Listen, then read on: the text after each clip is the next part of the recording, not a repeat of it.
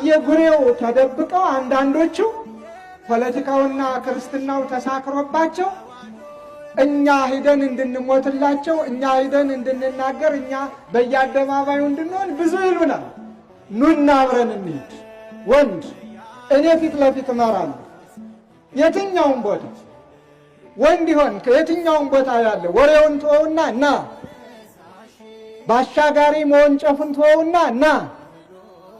ሰማለሁ አንዳንዱ ጸርቅ ባይ ይነግሩኛል። አባ አብርሃም ምናምን ወደድክም ጠላህም አባ አብርሃም ያለው አገሩ ላይ ነው።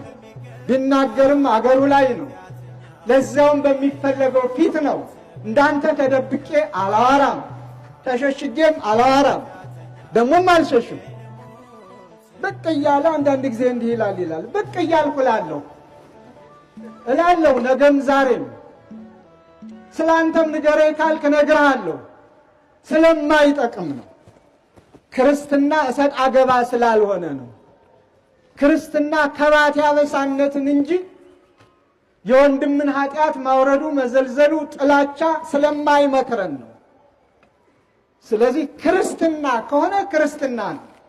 የሰማዕታቱ ሞት ያሳዘነ፣ የሰማዕታቱ ግፍ መቀበል ያሳዘነ ያስጨነቀ ናና በእኔ መሪነት ከተፈለገው ቦታ ሄደን እኛም ሰማዕትነት አይለፈን ብለን የመጨረሻውን ጽዋ ተቀዳጅተን እንሂድ። ወሬ ነው፣ ትርጉምም የለውም። ደግሞ እያንዳንዱ በራሱ ሀገረ ስብከት ነው ኃላፊነቱን የሚወጣው። አንድ ሰው እንደኛ የሚባለው ኃላፊነቱን ዘነጋ የሚባለው ሞት ፈርቶ ሸሽቶ ሀገረ ስብከቱን ጥሎ ሲሄድ ብቻ ነው። ወደ አንተ ወዳለህበት ብመጣ ኑሮ ባልከኝ ደስ ይለኛል፣ ሳልሄድ ልሄድ ነው ይላል፣ ሊመጣ ነው ይላል። ዝም ብሎ ወሬው ሁሉ ግራ የገባው ነው።